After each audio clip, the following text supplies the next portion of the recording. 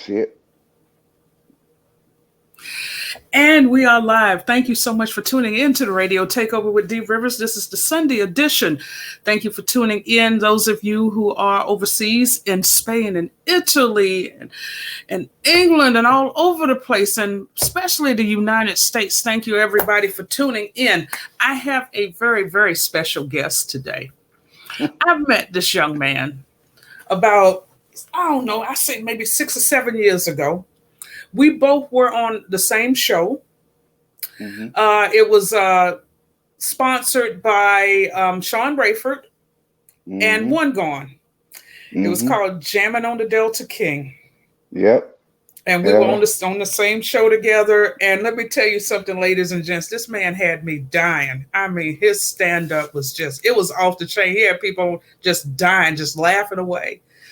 And I ended up friending him on Facebook, and every day he's got something he posts. I mean, he posts regularly every single day. I have to put lights out on him all the time.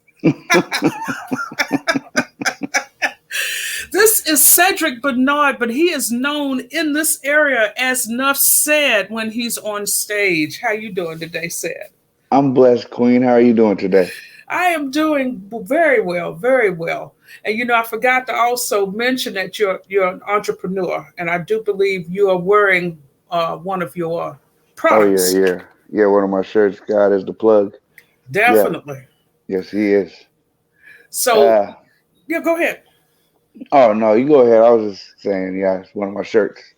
You stay busy. I mean, you're constantly, every time, from the time you wake up to the time you sign off, you are doing something. You work out. You start your day by working out. Uh-huh. And you're pretty routine with that. Yeah. I mean, because health is wealth. It all starts with your health. You know what I mean? No matter how much money you have, how many friends you got, cars, big houses, all that. If you're not healthy, you're not going to enjoy none of that. So I try and stay, in tip-top shape as best as I can. And really it started out because when I was on stage, when I first started doing comedy, I used to get winded and I did, just standing up there. So I was like, well, I got to get in shape, I got to get in shape because I want to be up there for like an hour. So I don't want to be up there looking tired and winded. So, I started out, one step, and it became addicting. Like I don't feel right if I don't go. I haven't been today, but it's calling me. So how often do you work out? At least about 5-6 times a week. Ooh. Yeah, if not 7. Yeah, it's a constant. I don't like to watch TV. Okay. As a comedian, which so I feel like if I'm to like binge watch TV, I feel I could be doing something productive instead of sitting there. I could be working out. I could be writing down some ideas. So usually when I catch myself binge watching something, I'll say, let's go work out. So I just try and stay busy, like you said. Well, you look great. Thank you. I appreciate it. Oh, you're more than welcome. And you're part of a network of comedians, entertainers in this area, from Sacramento all the way through the Bay Area. It may be even down in SoCal, but as well. I mean, you all work together. You switch from headliner to supporting act on shows. It's a very solid network. Yeah. There's a lot of talent out here. That's why. There's a lot of talented comedians, male and female.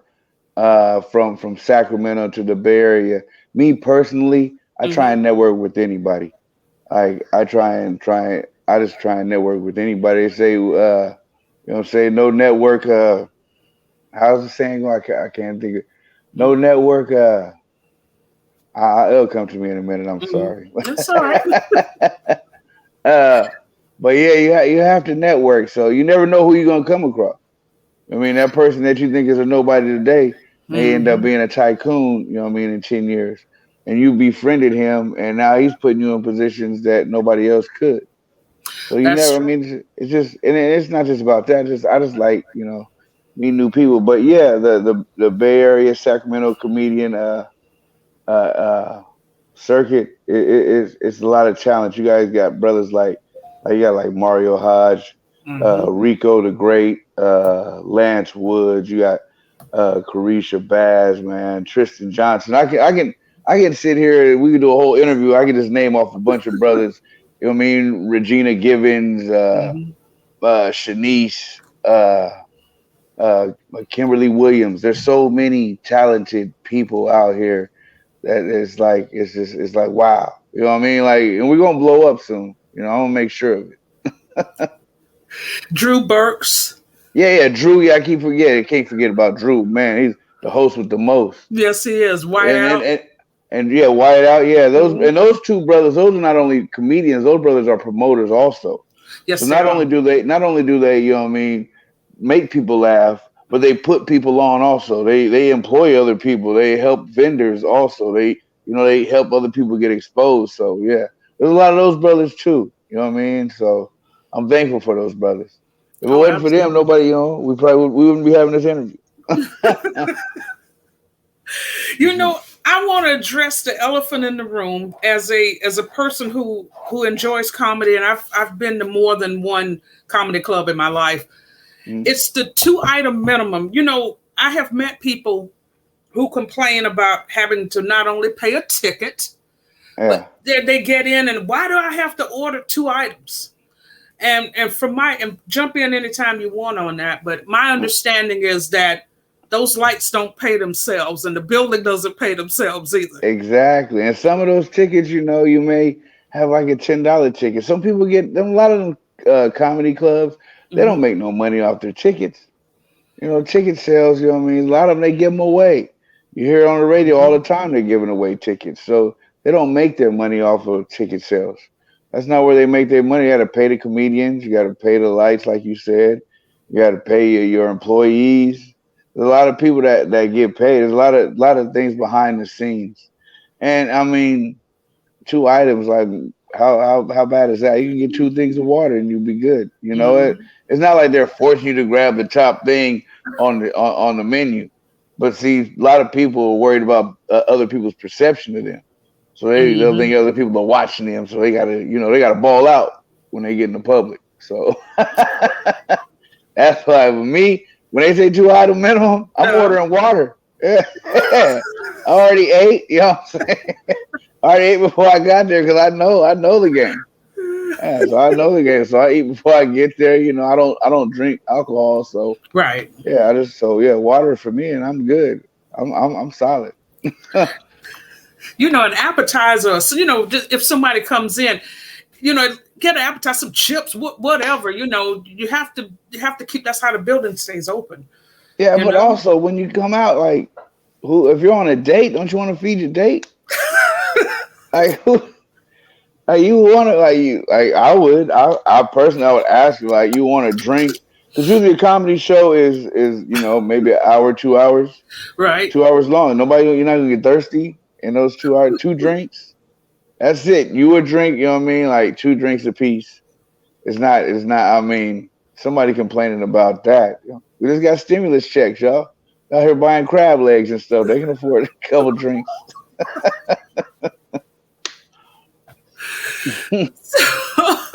So, how in the world did you get started into comedy?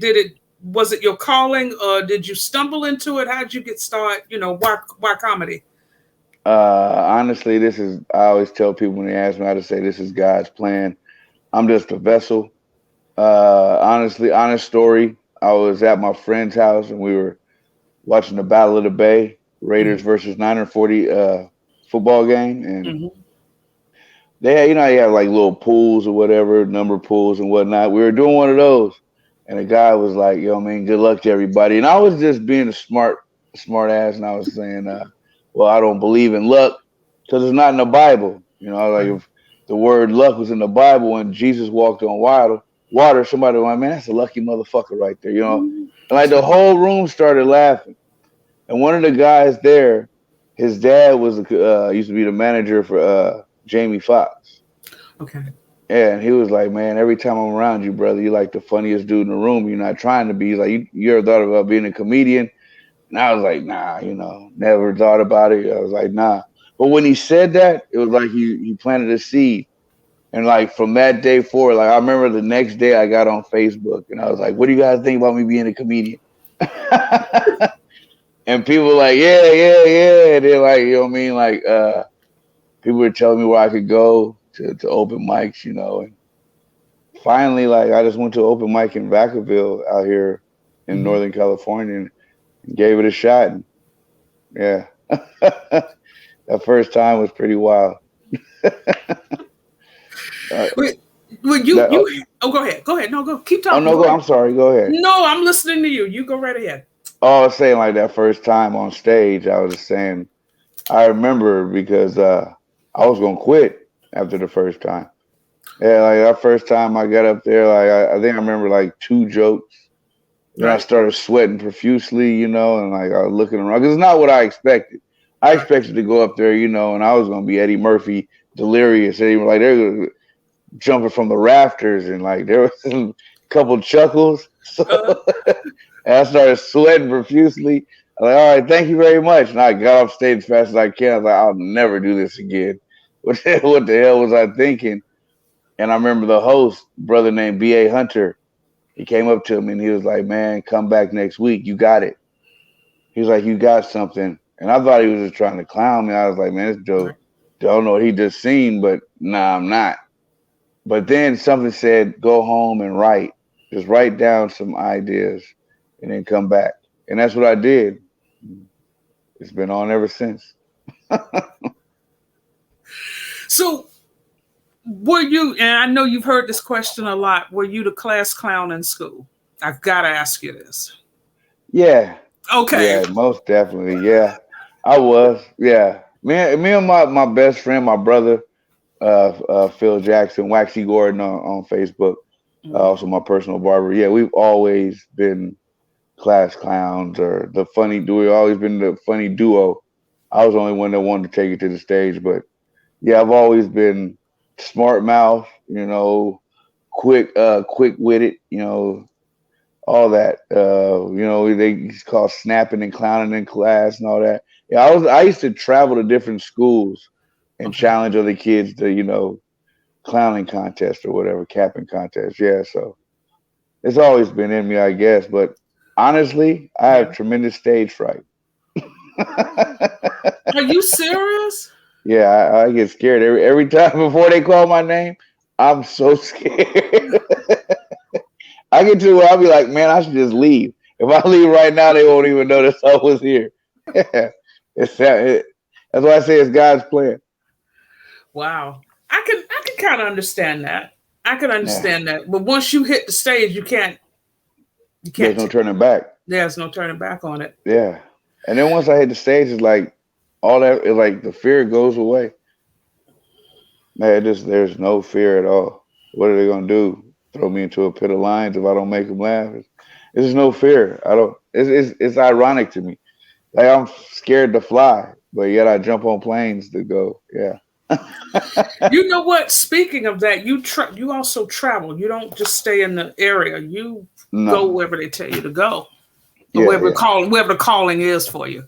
Yes. Yeah. That's what I got into it for. When I first got into it, I was asking other comedians locally, like, why aren't you guys on the road? Like they're Right. funny. Like I said, they're funny as hell. So I'm like, why aren't Mm-hmm. you guys on the road? And everybody had excuses. And I didn't you know what I mean? Like I didn't understand the excuses. I was like, well, I'm just gonna ask. I'm just gonna ask somebody out of town if I can come to their stage. And that's what I started doing. And it works. Yeah. And like one of my things though is when I started doing this is I asked the promoters is if you book me, I mean I know I'm not nobody knows who I am, so I don't expect a boatload of money. But if Mm-hmm. you could just allow another comedian from out here to come with me and we you know what I mean, you give them some stage time also, that'd be Mm-hmm. great. So I try and get somebody else, you know what I mean, that opportunity, you know what I mean, that they may never had, you know what I mean, to get on the road. Because it's really all about just asking, you know. Anytime I see a flyer, I just hit the promoter. I jump in their inbox. Hey man, how can I get on your stage? Honestly, that's all I do. I don't, I mean, and it helps. I mean, word of mouth. I've done some conventions, so some other comedians from out of state have seen me, so they've seen my work. That helped. But yeah, for the most part, I just started jumping in promoters' inbox and asking them if I can get on their stage for the exposure. I always looked at it like I've always looked at comedy as like how I approach it as like Eddie Murphy, Richard Pryor, Red Fox, Bill Cosby. They didn't have the internet. They didn't have Mhm. GPS. They had to get on the road and go to them cities. So that's how I look at it. Is like I'm just doing like them. Uh, People always ask me why I don't do skits. I just sorry excuses. That's not my strong point. And I'm gonna start doing skits, but like yeah. But it really wasn't an excuse. It's just like I just felt like more closer to my ancestors in comedy, like I said, the Richard Pryor's and all that, by just getting on the road like they did, just traveling and going to the cities instead of just trying to do it on the internet. Speaking of your idols, the ones that you mentioned, we've talked in the past. Also, Lenny Bruce, George Carlin, Oh yes, yeah, Chris definitely. Rock. Chris Rock, yes, yes, yes. There's so many. John Candy, Jim Belushi. Yeah, I grew up watching like Saturday Night Live. You know what I mean? Benny Hill. I Hmm. seen all that stuff. I used to sneak and watch all. Honestly, I take that back. I didn't have to sneak. My first movie that my mother took me to go see, I remember, was Richard Pryor's Live on the Sunset Strip. Oh yeah. Yeah, that was the first movie I remember seeing as a kid. So I've never had to be one of those kids that had to sneak to hear people cussing. Like I didn't have to sneak to watch Delirious. My grandfather always had like Red Fox albums playing. Hmm. So it's always been around. But like I never like I said, until like 5 or 6 years ago, I never thought about being a comedian. It was never prior to being a comedian, I went to school to be an electrician. So yeah. Wow. So when you heard or saw, did you collect any of the albums as well? Like Richard Pryor, all the albums. Did you just stick to the television shows or the concerts, the movies? All of it. All of it. Everything. Anything that to be great you gotta study the greats. Like you know what I mean? So that's what I do. I have Amazon music, so I Hmm. listen to the albums all the time. I actually have a Red Fox autographed album. Yeah, somebody gave it to me as a gift. It was autographed to Oh somebody else, but wow. it's still yeah. Yeah, so yeah, just I mean just studying them. I have like on my phone charger bed, I have Hmm. a pen of Richard Pryor.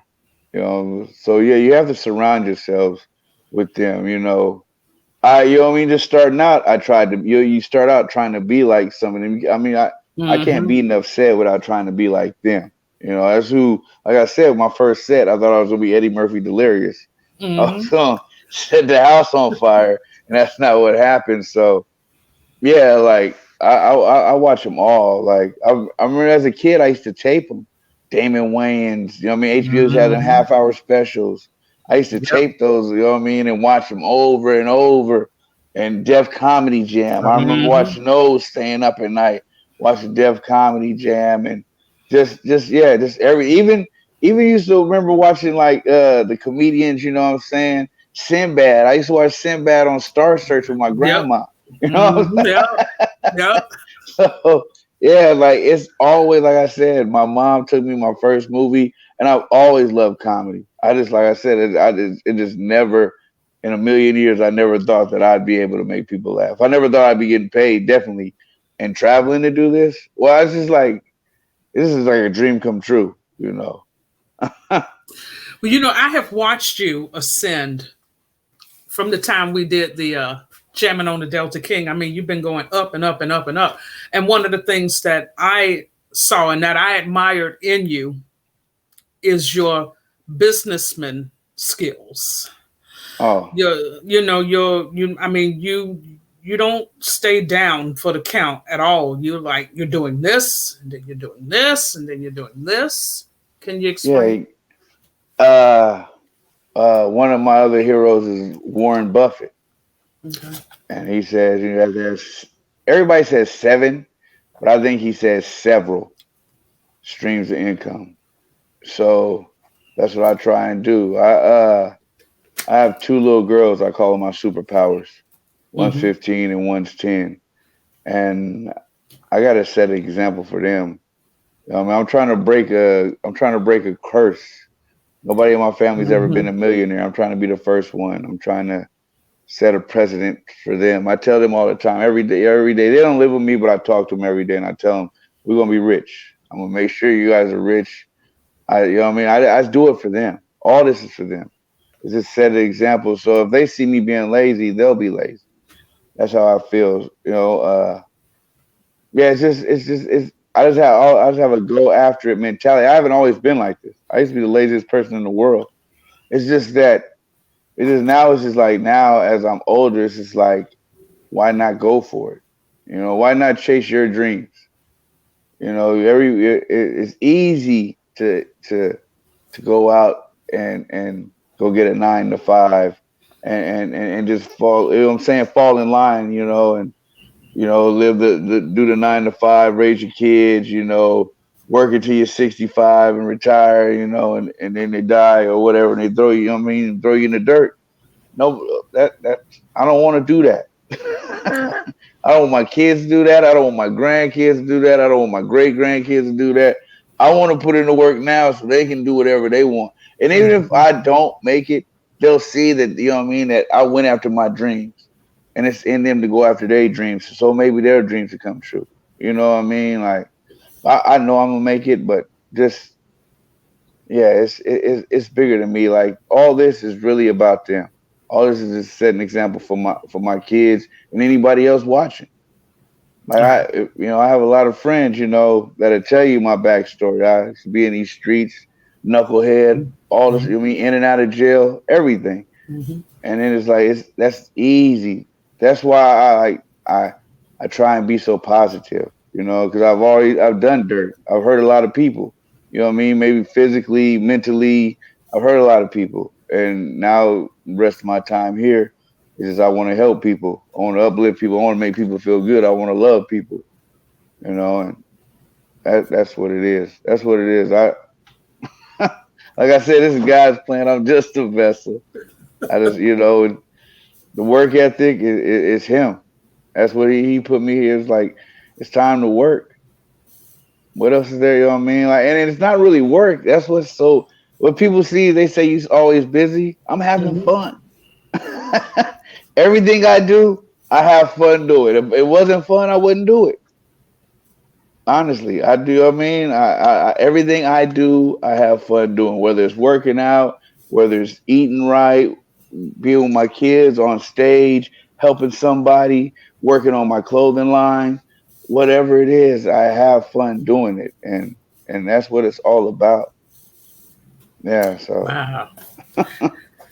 So speaking of staying busy and such, and you say I know early in the interview you said you don't watch television at all.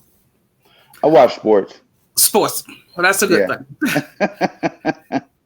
Over and you can't escape it, but over the events of the last year, you have enough material if you wanted to use it or of 2020 to set you straight for at least 5 or 10 years, I'm sure. Oh yeah, yeah, So, yeah. speaking about social commentary, how, as a comedian, and when you sit down and you write material,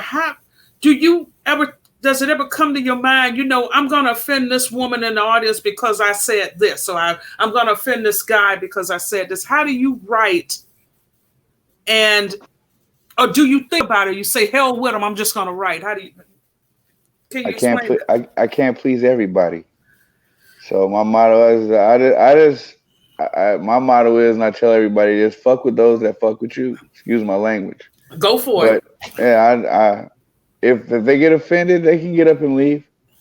They can get up and leave the room. They can come back for the comedian that they came to see. But no, I don't think about people. I do it to make me laugh. If it makes me laugh first, then I'm gonna say it. Some things I may delete, I may delete, like, oh, hold on, okay, that may be too much, but yeah, I don't try and be malicious. If Right. it makes me laugh, yeah, I don't try and be offensive. Things I stay away from. I stay away from politics. I stay away from religion. I stay away from like racist stuff. You know what I'm Okay. saying? When I say nigga, I'm talking about everybody, men, women, children, black, white. I don't. There's not no color when I say nigga. Everybody's, any. It's, you know what I mean? Don't, when I say that, don't think this. Well, you talking about black people? No, everybody. Yeah, anybody can be a nigga to me. So, Yeah. but yeah, yeah, I don't worry about stepping on anybody's toes. Somebody's always gonna be offended. Somebody's gonna be offended by anything. You can't please everybody 100% of the time. You can't. That'd be impossible. And trying to do that would drive you crazy. You know what I mean? So yeah, when I sit down and write, I just try and just think of stuff to make everybody laugh. Really, like I said, if you those three subjects, religion, politics, and race, they separate us. Mhm. It's them are the three things that separate us most in this country easily. You know what I mean, besides money. But yeah, Mhm. those three things separate us the most. So I try and stay away from like writing about those. I can. I mean, I have a couple political jokes, but for the most part, yeah. And even though I even made the joke about Jesus, it was my Mhm. first joke. Yeah, I don't get on stage and do that. I try and write about stuff that really that I've been through. You know what I mean, personally been through, or like I said, I've done so much stupid stuff that is funny now looking at it. You know what I mean? Like it's just like I can't believe that you would do something like that. Some of the stuff, a lot of the stuff that I write about is about me. You know what I mean? Like a lot of the stuff we see on Facebook is about stuff I've done, and I'm just putting it out there. As I just put it as a different person because it's no longer me, but Right. I've been through it, so I can write about it. I can talk about it, and people can still relate to it because they've done it. They just don't want to get on. They just don't want to expose themselves. I don't care what people. You know what I mean? I don't really. It doesn't bother me what people think about me. People's perception of me doesn't. I'm not gonna lose no sleep. I fuck with those that fuck with me. Which ties into cancel culture. It's a lot of that going around, and with things that folks may have said or done 10, 15, 20 years ago, which I think is just totally ridiculous. Because the person you were 20 years ago, you're supposed to mature and grow. Not you, but I'm just saying in general, you Yeah, mature and you grow as you get, or not, as you get older. What are your thoughts about cancel culture? it sucks. They just cancel everything. They just cancel Pepe Le Pew. You know what I mean? Like, they just I cancel the heard that. cartoon. Yeah, they cancel Pepe Le Pew, but Beavis and Butthead is still, you know what I mean, around. And they done said a whole bunch of stuff worse than that. Uh, South Park says offensive stuff all the time. I love that show, but they say offensive stuff all the time, and they're still on TV. So it's just whatever, you know what I'm saying, bothers the person of that day. You know what I mean? Like the cancel culture is just like, you know what I mean? Like it's like they decide just that day, oh, we wake up and we're gonna cancel this. But they really can't cancel nothing. How can you cancel something? They can't. That's what people, you know what I mean? Like it's the control thing. They can't cancel Mhm. nothing. We can still watch Pepe Le Pew. Anything they try and cancel, they can't cancel Bill Cosby. You know what I'm saying? There's somebody that can put all, they can't cancel us. The people, we control this. But there's too many sheep. You know what I mean? I hate using that Mhm. word too. There's too many Well, people it's that true. don't understand the power in themselves. We are gods ourselves. God is in us. God is in us. And once we realize the power that we have, man, this place would turn this place upside down. People don't realize that, but they can't cancel nothing. You know what I mean? Not in this day and age. You know what I mean? Like you can still catch anything they say that's canceled or whatever. That's crazy. You know what I mean? They're really trying to cancel men. Is what they're trying to cancel. Mhm. Black men is what they're trying to cancel. They putting us in Mhm. prison, turning us into women and all that shit. You see them running around here in dresses and all that. That's Mhm. what they try. That's the culture they really trying to cancel. If you ask me, but that's a whole different topic. Well, you know, when I announced that you were going to be on the show, you know, I put a disclaimer out, not for you, but I put it out there for me because this is supposed to be wide open. So, you know, you say what you want to say. You know, That's, I'm not gonna stop you. yeah, okay. I mean, I'm just saying, like, yeah, it's just this how it is. It's just it's people are so sensitive nowadays over nothing. Like a lot of things that that aren't back in the day that wasn't offensive. Now they are offensive, and stuff that wasn't offensive back in or stuff that wasn't okay back in the day is okay now. That's crazy. You know what I mean? Now you can cuss on regular TV. You can see like, you know what I'm saying, like sexual acts on regular Mhm. TV more often. Back in the 70s, you never seen that. You never like you watch the Dick Van Dyke show, they didn't sleep in the same bed. They were married and they slept in separate beds. Ricky Yes, they. Ricardo and Lucy slept in separate beds. But now you cut on TV, man, and they sleeping with everybody in every bed. Yeah. Excuse me. Yeah, everywhere you go, everywhere you turn on TV, it's all about it's just. But they don't talk about that. But they want to cancel like other stuff that is just crazy, you know. So they cancel, like I said, cartoons like Pepe Le Pew. That was wild when I seen that. But we can, you know what I mean? They'll cancel that, but they'll show the first 48 all day. They'll show murder Mm, all day. That's the mm. stuff they don't. I seen something the other day, and an article I read, and it said the media says if it bleeds, it leads. Yes, it does. Mm-hmm. That's they're saying. If it bleeds, it leads. So they're pumping. That's why I don't watch TV because I know what they're trying to pump into us. You know what I mean? It's not when you're feeding your body and your mind. It's not just the food that you're putting in. It's the stuff you watch. It's the music that you listen to. Listen Mm. to the music nowadays. There's no music. Nope. It's all the instruments are computerized. Everything's, you know what I mean? It's not no natural, no strings and no drums, the skin, you know what I mean? The real animal skin drums, and there's none of that no more. You know, it's all digital. And I just messed up your brains. That messed, you know what I mean? The wavelengths in your brains get messed up with that digital stuff. It's not natural. Natural music like strings and drums and piano keys and all that soothes your body. That Mm-hmm. you know what I mean? People used to go to sleep to music. You can't Yep. sleep to this music now. Keep you awake all night. Yeah. I remember as a kid, you know what I mean? They used to sing your kids to sleep.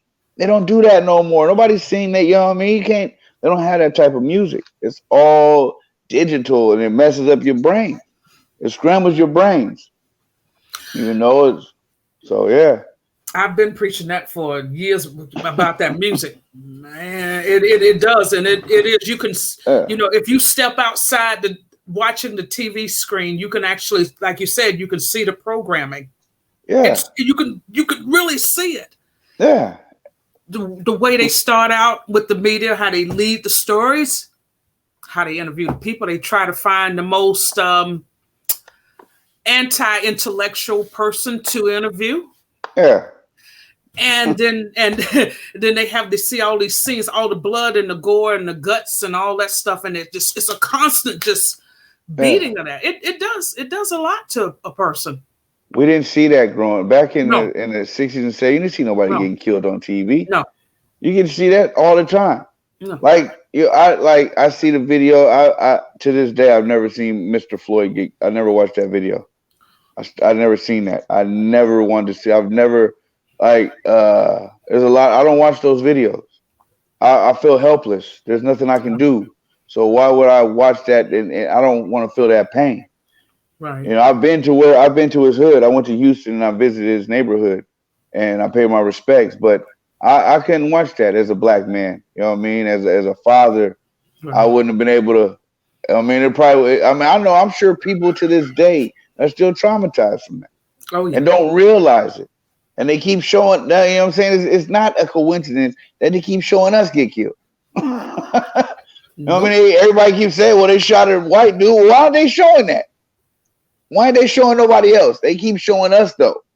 They got, you know what I'm saying? They keep showing us. They, you know what I mean? They'll show a news clip and you'll hear about it of a white man maybe got, you know what I mean, shot by the police by accident. But him to get shot, he didn't have to shoot at them.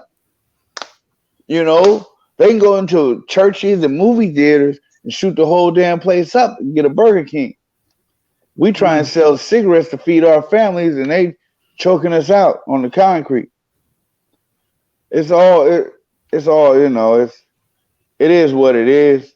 Like, I'm gonna do my part to change that narrative. Right. You know, I always, like I say, I speak positive. I try. My grandfather raised me to speak, be articulate. I Mm. don't try and every when I speak, I don't say you know what I'm saying, and I Right. don't try. I've been in the streets, but I'm not of the streets. Gotcha. No, I went to the streets by choice. I was raised right. I was just a knucklehead by choice. But yeah, any example that I can set, you know, and to these and what I do is any young black man, any young man, period, black, white, Mexican, it doesn't matter. I always tell them they paint their own picture. Mm. They, you know what I mean? They control their destiny. I tell any kid, I don't care if they 10 years old, I'll stop them if you know what I mean? I'll stop them in public and tell them you control your own destiny. If anybody tells you that you can't do something, I don't care if it's your parents, cut them out your life. I tell my own kids that if I tell you you can't do something, you really believe it, don't do it. You know what I mean? Still try and do it. Keep me out of it. You know what I mean? Cut me out the loop. And then when you do it, throw, you know what I mean? Throw it in my face. Like, yeah, I told you. Yeah, but yeah, I try and you got to teach. We got to give positivity back to these kids because they don't see it. They don't see it. They don't see it on the TV. Nope. You can drive around. I don't know what city you're in, but I bet you could drive around your whole city. You won't see no kids outside playing no two-hand touch football, no pickup basketball. You don't see no tag, no hide and go seek. You don't see none of that no more. Kids don't even know what that is. I bet you got kids that don't even know what one potato, two potato, three potato is no more. Mm-hmm. You know what I'm saying? Like they don't even know about none of that. They don't. Their communication skills are so crazy. You know. So that's another reason with my comedy. Why you say about my posts? That's why I post the stuff I do on Facebook. It's because there's so much negativity out there. It's like I feel it's my duty to make y'all laugh. I never post no negative stuff. Never. Nope. I never. I never do that. Anything, if I'm going to do something personal, I always tell y'all anyway, it's never a bad day. It's only a bad moment. You know, I give myself maybe 30 minutes to an hour to dwell on it. And then it's time to keep pushing because you'll make yourself sick. You know what I mean? That's how I feel. I think you'll make yourself sick. You got to keep pushing, you know what I mean? And you'll still mourn, but you can't just stay in a quote unquote sunken place. Can't just stay down. You gotta what you call it? You know, you gotta keep rising. You gotta keep pushing. It's a never ending fight. You know what I mean? I tell people all the time until you're 6 feet deep, you know what I'm saying? You still got a chance. That's true. Still got a chance to do whatever you want to do. Until you 6 feet until your last breath, you still got a chance to do whatever it is you want to do. I'm living proof. Colonel Sanders didn't make his first million until he was 62 years old. 62. Yeah, people you just gotta believe and keep pushing. And that's what you say. Like I, I see where I'm going. I already know where Right. I'm going. So that's why I move the way I do because I feel like I'm gonna get there. I just, if I keep going, I already know where I'm going. So I just got to keep working to get there. No days off. If I take a day off, and that's a day longer, I gotta wait to get to my where I want to get. And it does, and also like you write like you have a list of goals, and when you mark them off, don't that Mm-hmm. feel good? You know what I mean? Like then you get to write a whole new list. It's like Christmas, like you know what I mean. Your goals are like Christmas list. You write, you get to mark them off. You guaranteed to get each one. If you know what I mean, you work hard enough, you get each goal you want.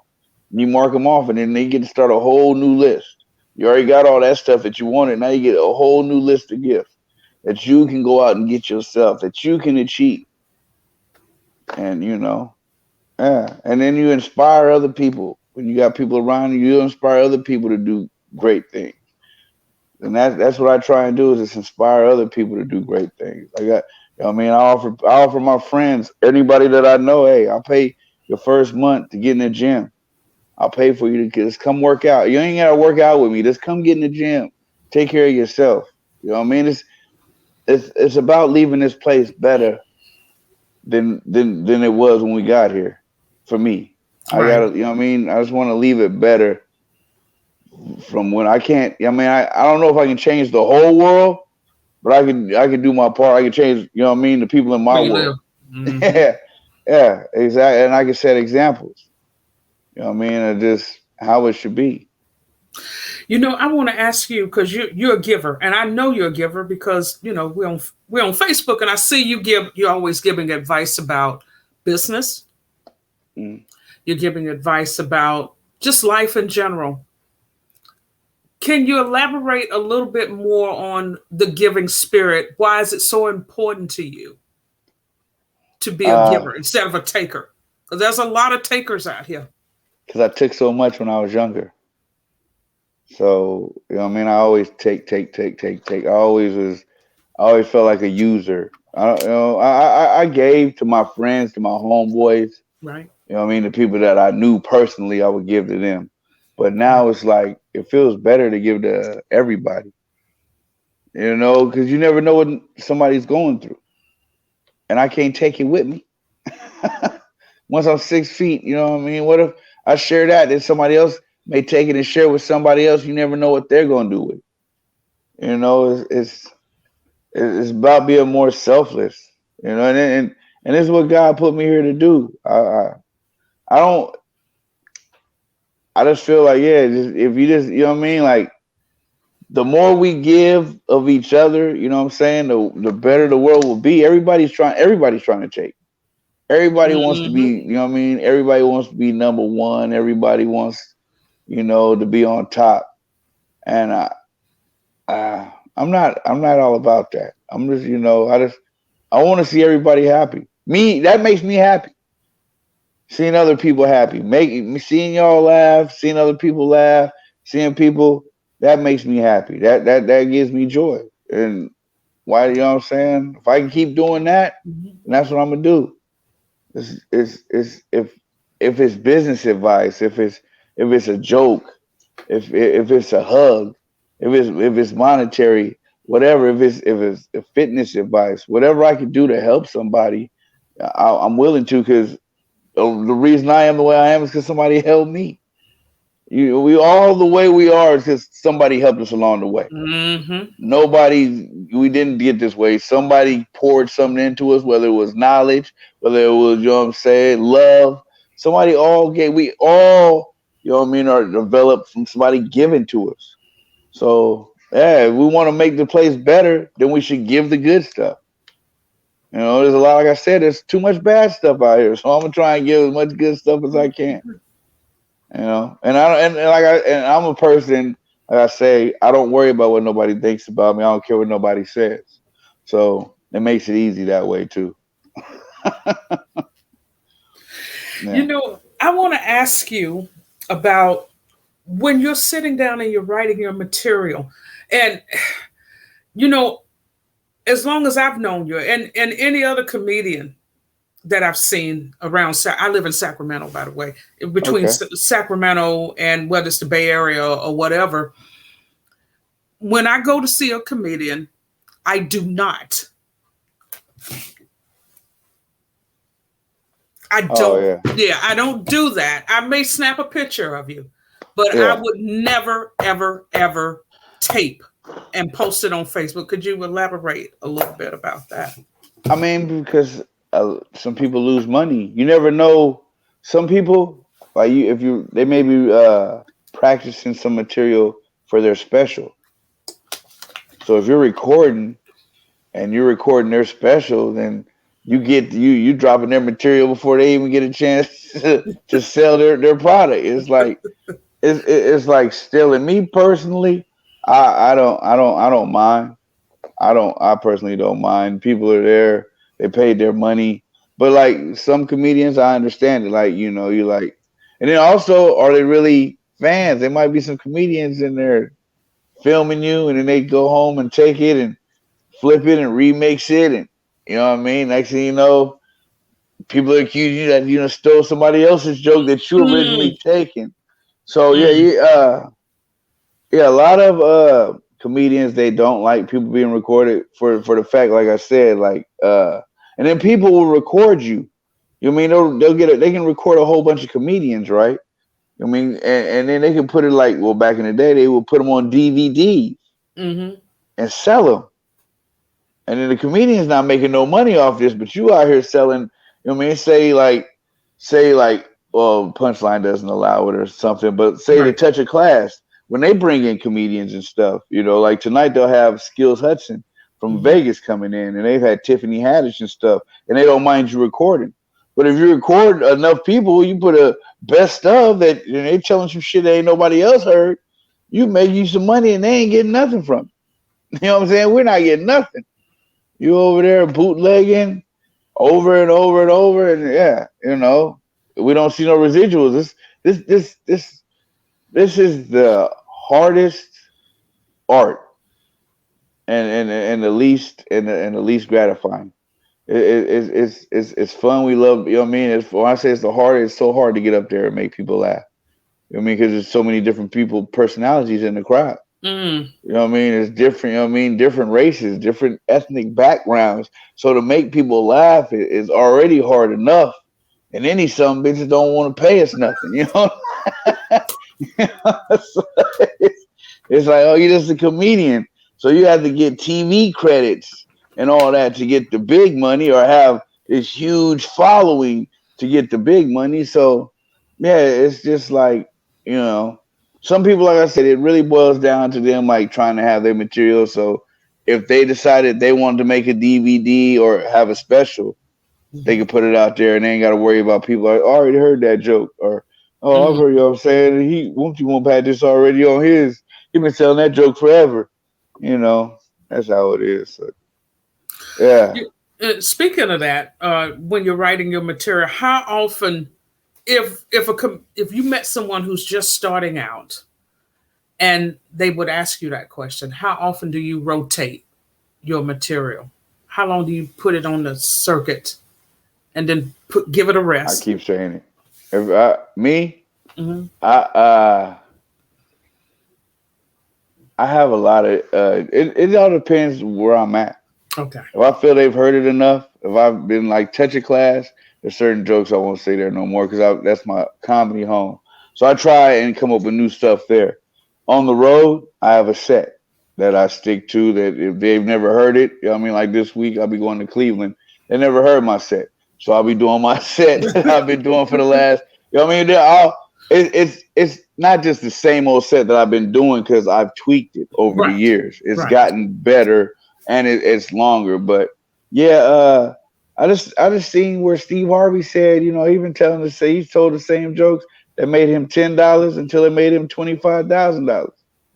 Keep telling them, like, you know what I mean. Mike Epps tells the same jokes all the time. People still pay to see him.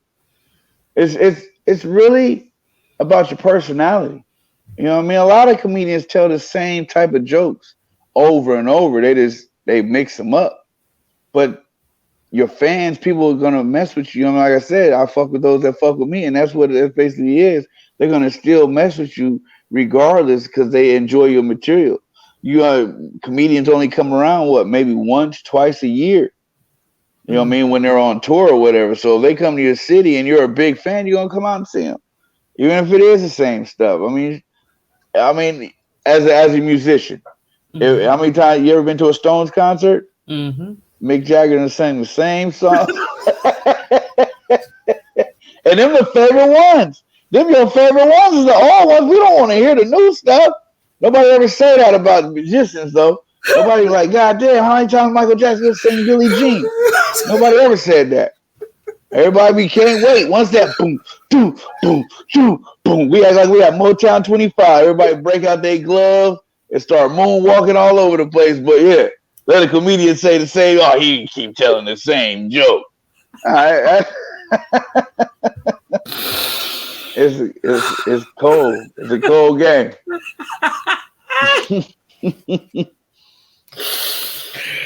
Oh goodness. Kids get up there and sing, I want to rock and roll all night. They can do that song all night. And people pay millions of dollars to hear that one song all night. Nobody complain at the end of the night like, you know what? They just played that song. They just played I want to rock and roll. That we'd all be happy. Quiet as kept. I used to be a Kiss fan growing up, but yeah, nobody ever says that about musicians. I mean, I'll use another example: wrestling. Okay. Wrestling fans, Hulk Hogan. We always knew he was gonna win same way. Drop that damn leg on people. You know what I'm saying? We always knew he was gonna win the same way. Nobody kept saying, "Oh, Hulk Hogan gonna keep winning this way." We knew it was fake. We pay our money. Big money, pay-per-view money, and we knew he was gonna drop that same tired ass leg. If he dropped that leg right now, I'll go pay some money somewhere to go watch.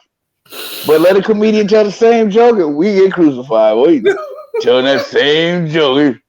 That joke ain't funny no more. The damn leg drop ain't no good no more. We still screaming. We still hollering 1, 2, 3 when he pinned that man. So yeah, man, I tell him keep telling them jokes. Don't give up no jokes.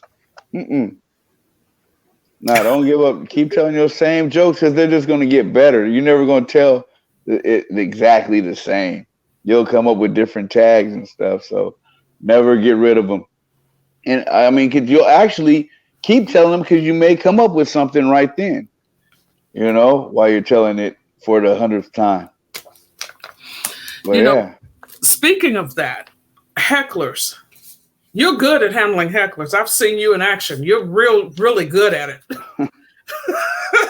How? That's like I said, I used to go to different schools and challenge kids to like clowning contests. So if you want to clown, then that's what I started out doing. That's easy to embarrass somebody. That's easy. If you come to a show and you want to heckle me, and that's like another thing, like on social media, right. People always come in and try and like heckle or troll. And I tell her, they like, yeah, well, you in your feelings. And I'm like, nah, man, I'm a comedian. I deal with hecklers. I'm laughing the whole time. But yeah, hecklers, nah, that's just people talking shit. As long as they don't put their hands on me or nothing, we good. They stay, we can just keep talking. And then eventually I'm just gonna ignore them because I'm there to do a job and you guys are there for a show, so I'll give them their shine for a second, but after, once I put them in their place and let them know this is more about the crowd, it's not about us, then it goes pretty smooth. Yeah. And speaking of being in control, I was at your very first show that you produced. Oh, yeah. Can you explain the process of putting on your own show? I know some stress, money, time, getting people. How did you make all that? And it was packed, by the way, ladies and gentlemen. How did you make that happen? Honestly, again, that's why this is God's plan. This is all God. When I announced that show, and made that flyer, I had no venue. Yeah, I had no DJ. I just said I was gonna do this show. I picked, I had no venue, it all came together. I found out that you could sell tickets on what is that, Eventbrite? Yep. Yeah, so I did that, and they send you the tickets for free to your house. So I got the physical tickets, and once I got the physical tickets, I started selling the tickets already before I even had a venue. And then I went and found the venue later, and I took the money from the ticket sales and paid for everything. But yeah, I just it was just a vision. God said that, I knew where I wanted to have it, but Right. I didn't know if they were going to have the date. I hadn't talked to the lady. I didn't talk to the lady like 2 weeks after I announced the show. Yeah, so and it still fell on that date. It still sold out. It oversold actually because I didn't want nobody to get turned away. Like I wanted everybody to be there, and the lady, the venue, they uh they were nice enough to work with me to let everybody, we went over capacity. But Right. yeah, that first show was honestly just I just went for it. Everything, anything is just I just go for it. It's like I see other people do it. Like for instance, like you say, Whiteout and Drew Burks. I see them put on shows. I'm like, why can't I do that? And I ask them what they do. I ask. I have no problem. A genius asks questions.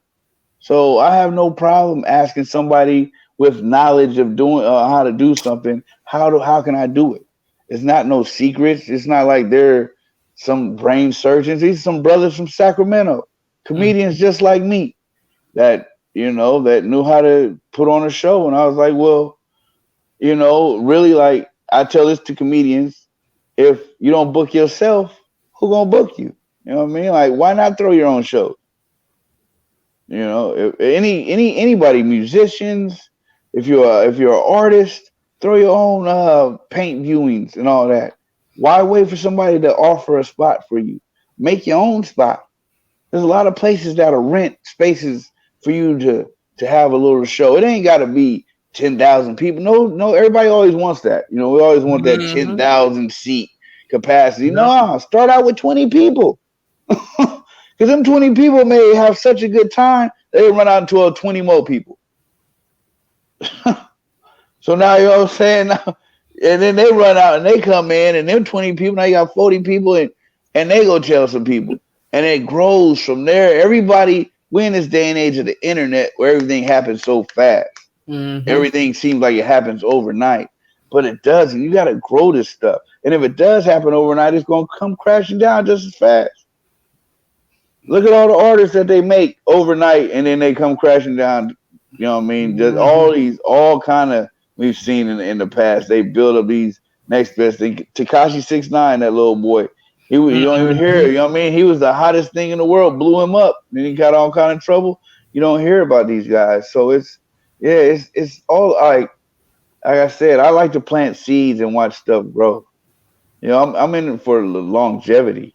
I'm not. It's a marathon, like Nipsey Hussle said. It's a marathon. It's not a race. It's not. I mean, it's not a sprint. Excuse me. It's not a Mm-hmm. sprint. It's a long race, and I'm gonna keep going until I until I can't breathe no more. So it's not. Like I said, it's not a race. Like it's no rush. Mm-hmm. I listen to a lot of auto books and stuff, and watch a lot of YouTube videos and different. Like, I listen like a lot of Rick Ross and Nipsey Hussle, and these two brothers like Nipsey Hussle and Rick Ross like speak about wealth and health a lot. And Rick Ross always says, what I mean, it's not about how fast you move, because the biggest tank on the battlefield moves the slowest. Mm. It's it's just about not wasting no time. Just don't waste no time. It's what it's all about. If you just all about progress. Everything is all about progress. So yeah, when it came to throwing my first show, it's just like I just went for it. It was no like I no. Let me sit back and ask people, because I did that before. There's gonna be people that tell you no, you can't do it. Mm-hmm. So it's like, no, I don't want to ask no more. I'm just gonna do it. And if it don't work the first time, I try it again. I just won't take the exact same steps. I'll take the lessons, you know what I mean? Use it as a lesson, take the good stuff, and then, you know what I mean, disregard the bad stuff. And like I said, I have no problem asking questions. I ask people, how can I get this? I ask for help all the time. Yeah. Well, we are down to the last few minutes. You know what? This is your time. This is your. I'm shutting up. So whatever Uh, you've got going on, I'd like for you to tell the audience, if you don't mind, what you have going on, how to find you, where you're going to be, local, what kind, where's your business? uh, this week, actually, I'll be leaving Tuesday, going to Cleveland, Ohio. I'll be out there for a week. I have a big opportunity, actually. I'll be at a showcase for Mr. Bob Sumner. He's the creator of Def Comedy Jam, Comic View. He's creating a new TV show, so I got invited by a comedian out in Ohio, to to come out there and be a part of the showcase. So I'm headed out there Tuesday. I'll be back Wednesday. When I get back Wednesday, July 10th, I'll be in San Leandro hosting a show. I tentatively have a show out here in Fairfield. I was gonna throw July 17th, but I'm looking for more like the 24th now. I'll be starting my shows again out here. You can catch me anytime on Facebook, mostly. Enough said on Facebook, or Cedrick Bernard. Check the Cedrick Bernard when Enough said. They always throw him in jail. They don't like. They always give me. Anytime I post on there, I had to learn how to play the game. That's why you see me. I edit it because I started making money on Facebook. So if I want to keep making money, I gotta, if I want to keep my brand going, I have to play their rules. And I don't have to cuss. It's cool. I don't have to cuss. I don't have to be vulgar. Or, it's their platform, so I have to abide by their rules. So yeah, but yeah, also Instagram. Enough said, the comedian. I'm trying to get more active on there. I will be doing more skits. Like I said, I always use an excuse. Skits was my weak point, but comedy used to be my weak point. And now I'm doing pretty good at that. So yeah. Other than that, I'm on what else am I on? Oh, my clothing brand, 1121 Clothing. I started that just COVID. You know what I mean? We were all sitting at home, and I was like, well, honestly, I started that because of Tekashi 6ix9ine. I seen a documentary on him, and he said that he took some other people's clothes and made them his, and that's all I did. I was like, hey, that registered to me, and that's how I started my clothing line. I was like, I started taking other people's clothes and making it mine, and then I started doing the research on how to get the manufacturers and get the blanks myself and get the business license and everything else that goes along with it, paying the taxes and all that. So yeah, but yeah, the 1121 Clothing. I have a page up there. I'll be having a website soon, so people will be able to order. I'll be having stuff for men, women, kids, even dogs. I'm about to get into little dog shirts and stuff and all that for people. Yeah, I have a Enough Said website coming soon. Also, I should have a podcast coming soon. Yeah, any sky's the limit. You never know. Never know what I'm gonna do next. I'm trying everything. But yeah. Mainly though, Enough Said or Cedrick Bernard at Facebook, and Cedrick or Enough Said the comedian on IG. And I'll be coming to a city near you. If you got any promoters local, let them know about me. I'll come. Tell them I'll pay my own way. I know how to make money. I'll make the money when I get there. He does. Trust me, he does. He knows how to do it. I've seen it done too many times. Too many times, like, bam, I'm doing this, bam, success, bam. That's what I see all the time. You just have to go for it. It's just why not? What happens? What happens if it doesn't go right the first time? Just try again. Like people ride bikes. The first step in a million. And a million. What is it? A 1,000,000-mile journey starts with the first step. That's all it is. It's just you paint your own picture. Nobody can stop you. Nobody can stop you. There's no powers that be no more. You got your power of your camera. You can do everything with this camera, with this phone. They mess around and gave us so much power. They can try to cancel you, but people gonna still rock with you. Mm-hmm. It don't matter. Look at this fool they just got out of office. They done took him off Instagram, all that. He still got all them people that still. That's why I don't worry about nothing. People still. You know what I'm saying? Like no matter what, there's gonna be people that's gonna rock with you. Just rock with those that rock with you. Don't worry about everybody. You can't please everybody. Just please. You know what I mean? Don't try and prove nobody wrong. Just try and prove the people that rock with you right. Mm. Yeah, it makes it easier. I tell people all the time, you never see Walmart send nobody over to Target trying to get them to come fuck with them. Nope.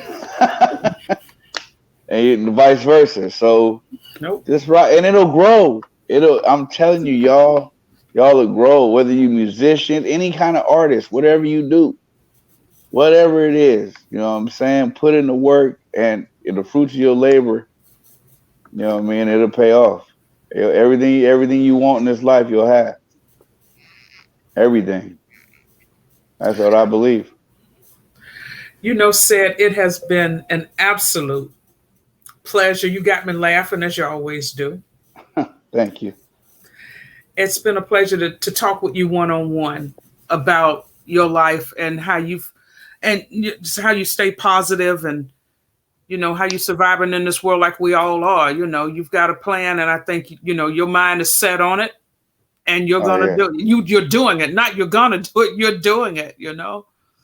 That's what he put me here for. And I have nothing but respect for you. Oh, I have nothing but respect, love, and appreciation for you, Queen. So much. Thank you for bringing me on your platform. Anytime. I definitely, anytime you need me, I'm there. I appreciate that. And when you get your podcast going, don't forget about a sister. I'm not. I'm not. I got to come see you perform. I hope you singing still. In 22. Okay. Yeah, I remember you said you was taking a break. So, okay. I look forward to it. Absolutely. I enjoyed you. I'm glad what's his name is back around too. Mr. Rayford. Yes. Yeah, I'm glad he's back around. I just heard he was performing at the Touch not too long ago. So yeah. There's a lot of talent in this area. People don't, a it lot. It is. Sean went I think he went to the LA area, has a brand new CD out. Oh, is that right? He did it big time. Oh yeah, I didn't know that. Yeah. I haven't talked to my brother in a while. I haven't had a chance to sit down. I mean, because he's a good brother. Yes, he is. So yeah, so I definitely have to check that out. Like him, like you said, Drew, the Mr. Tim Pool. Yeah, there's some good brothers. I mean, there's a lot of good people out there, man. And them the type of people I love to be around. Those are the type of people I love to be around. They motivate me to even do better. It's a secret competition. It's like let me let me be a better person, y'all. They look how good they are. Let me do something else for somebody. You know what I'm saying? It's not really a competition. It's just that I see them doing it. It's like I can do more. And I can do more, and it's not going to affect my life no way. It's not going to hurt me. It's not going to hurt. It's only going to make me better. I'm not going to lose nothing. You know what I'm saying? My family's not going to suffer. You know what I'm saying? Like it's going to come back. It's going to come back tenfold. That's what people don't realize. Yeah, be positive with a purpose. That's true. Yeah, be positive with a purpose. You got a purpose, and you're positive, everything will work out. Well, you got to come back on, after you done traveled all around the world. Next thing you be talking about, you be going to Australia and Spain and all these other different places. Lord willing. I'm scared of planes, though. They gonna have to. We got to figure something out around here, man. I don't know what we doing on 18, 19-hour flights. We got Zoom now. We can just Zoom my shows over there. Yeah, I don't know about all of that. Yeah, it sounds good. But hey, I'll stay right over here. Well, you can like you said, do a comedy showcase from Zoom. That'll work. Yeah, do a Zoom for me. Yeah, something. Yeah. Yeah, those flights they're no joke, because I know when I lived in Georgia and I flew over to Spain, that was a 12-hour flight. So yeah, it's a ride. Non-stop. Yeah. No, can't stop because nothing but water, And I'm still flying Frontier. I don't know if Frontier or Spirit go over there yet. You fly one of them, it might take you 2 weeks. You have a 3-day layover. You have 3-4 day layovers in these cities. Mess with them old cheap ass airlines. So yeah, I'm balling on a budget. I can't. Ain't I nothing wrong can't with get that. there yet. Ain't nothing wrong with that. Ain't nothing wrong with it at all. Well, ladies and gentlemen, this is the laid back version of the radio takeover with D Rivers today. It has been a lot of fun talking to Cedrick Bernard, also known as NUF CED. He is one of many comedians in this area. If you do not live in Sacramento and you want to shoot through here, look up the comedy clubs. Find CED on Facebook, find him on IG. There's a Yes, great there's a network. bunch of us. There's a I bunch mean, of us. a lot, There's lots. a bunch. You should get some more online with you. Get Drew on here next. That's the Drew, guy you should get on here next. Is Drew and that brother? Whiteout. Yeah, Yes, Drew and Whiteout, especially those two. Yeah, because they're making moves. Yeah, they are. Drew. Yeah, Drew. He got his hand in everything. Drew. Yes, he does. You talk about a busy brother. That brother, man, and that brother bringing truth. He bringing truth Mm-hmm. to. Yes, he is. He is bringing truth. Yeah, and they got the S curl still. They bring. Yeah, I'm gonna be there. I might be in the building for that one. Yeah, he bringing truth. So yeah. So that brother, he stayed busy. He does a lot for the Yes, community. he does. He does a lot. Also, Whiteout too. Whiteout also gives back Mm-hmm. to the community. Both of those brothers. So yeah, them are some good brothers, man. Tristan Johnson also. Mm-hmm. Also like Rico too. Rico's another brother out there. Rico is probably the most underrated comedian in the world. I think I call him the Picasso of comedy. To me, he's a true artist when it comes to this comedy game. He paints a picture like no other. I love Rico. I mean, Mikey Winfield also. There's so many I could see. That Mm-hmm. Mike. Why can't I think? Michael Calvin Jr. is another brother that hosts his own shows out there at the comedy club at the Laughs Unlimited. You know, it's hard for brothers to get Mm-hmm. in the comedy clubs. Yeah, he has his own monthly show at Laughs Unlimited. Michael Calvin Jr. Laugh Out Loud comedy show. Uh, Jay Rich in the Bay Area is Mm-hmm. having one. Mario Hodge is about to start having his own shows in Oakland. Lucky Dollars, Jeremy Curry, he's out of the Bay Area. He has shows monthly over here at Tommy T's. There's so much talent out here, man, and y'all gonna find out. Y'all, you know what I mean? Y'all, it's taking us a while, but Mm-hmm. Northern California, the Bay Area, Sacramento, we about to blow up this comedy scene. And like I said, this Mr. Sumner, he's starting a new TV show, the creator of Def Comedy Jam Mm-hmm. and Comic View. So hopefully he'll be picking some of us to come on their show, and you guys will get to see, you know, some of this talent. We got a whole lot of funny out here, man. You know what I mean? Like that's what, like you said, we keep rotating the shows, and they keep selling out. Mm-hmm. It be the same cats on the same shows, but they sell out because they that funny, and you never know what we gonna say. And I love it, man. I'm happy to be a part of that family, that community. I have nothing but love and respect for all those brothers. Anytime I see any of them, any comedians, I always show love. That's anybody though. I'm just all about just showing love. I ain't no out here starting no shit. Leon Gibson. Oh, another brother, very funny. Leon Gibson. How can I forget? Well, Insane Wayne. Yes. Insane Wayne is a beast. Insane Wayne is another funny brother, man. Insane Wayne, Leon Tay Livingston. Who else is there? I mean, there's so many. You can't forget Stockton. You know what I mean? It's hard. You know what I mean? When you think about Mm-hmm. Sacramento, then you go Oakland, Stockton, then you go to San Francisco, you got Hannibal Thompson.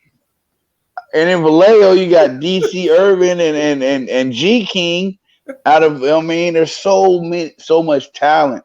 So much talent. You know what I'm saying? And I'm just talking about the black comics. I ain't even tapping to the Nope. Mexicans and the white comics, you know what I mean? And you know what I'm saying? There's so much talent out here. You know what I'm saying? There's so much funny out here. Yeah, come on, I mean. Yeah, we definitely got to get more exposure. We will. Y'all want to know about us. Mr. Bailey. Yo, Andre Bailey. Yeah. That's my mentor.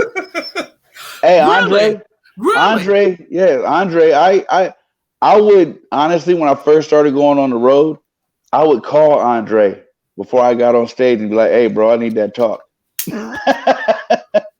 Honestly, I would call him before I got on stage and be like, Dre, hey man, come on, give me that talk, bro. And he would, you know what I mean, give me a pep talk, yeah. And for like my first 2 years in the in the comedy, and I know that I stopped doing it because I didn't want to keep I felt I Right. was bothering him, but Right. yeah, like when I first started, when I first hit the road or before I do a show, I would call Andre personally, like, bro, I don't know what he was doing. He might be on stage. I would try and call him, be like, bro, I need that talk. Yeah, yeah. Him and Rico were the first two to take me under their wing. I did not know Yeah, that. yeah, let me hang out with him, and yeah, they took me to LA with him and to a convention and stuff. So Mm-hmm. yeah, but yeah, I used to call Andre all the time. He'll tell you too. I always give my brother, you know what I mean. I give my props to my mentors. Michael, like I said, like all the guys I'm naming, they Mm-hmm. all are like mentors to me. I don't look, you know what I mean. Like I get something from all of them, whether it be Drew, Whiteout, Michael, you know what I mean, Calvin, Michael, Mikey Winfield, Rico, Andre, Regina, uh, you know what I mean, so many, Mario, Big Tree, Shanice, Kim Williams. You know what I mean, I get something from all of them. You know what I mean, something from Jay Rich, all of them. All of them have something, you know what I'm saying, like something special about them. They all good people. You know what I'm saying? There's nobody out here with no egos, no big heads, none of that. We just all know we funny and we just waiting for our time to show the world. And we Wow. gonna do it. Wow. Yeah. Any other parting words before we leave? Just love each other, man. I love all y'all. Thank y'all for having me. You know what I'm saying? This week, you know what I mean? It's Sunday, so Monday coming up. Whatever your dreams are, man, whatever goals you got, just go for them. Don't let nothing or nobody hold you back. Not even yourself. Get out your own way if you got to. You know, I get in my way a lot. Get out your own way. Just go for it. Nothing is, you know what I'm saying? Nothing is going to happen. Nothing drastic is going to happen for shooting for your dreams. Nothing's drastic. The only thing that's going to happen is you probably going to make it happen. You're That's it. like, oh shit, my dreams that came true. That's what's going to end up happening. I'm telling you, just shoot for the stars. Just shoot for the stars, man. You know, just stay positive. I mean, it's hard, but you know what I'm saying? It's really not. It's really just as easy as being negative. It's really just as easy as we like to dwell into the negative. You know, people get tired of positive people.